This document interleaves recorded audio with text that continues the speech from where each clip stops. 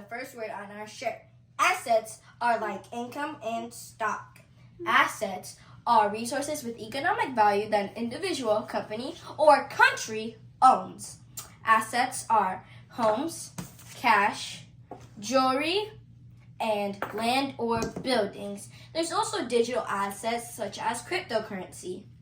In our calendar, it shows the page of assets, also our vocabulary words. It says that assets are resources with economic value that an individual, company, or country owns and controls. An asset can be a home, cash, jewelry, artwork, land, or buildings. There's also digital assets. Now you know about assets, bankers. Don't forget to like and follow on Facebook and Instagram at IGotBankSafe. Subscribe to us on YouTube and share out what do you want them to know. Make sure you always have more assets. Bye, bankers.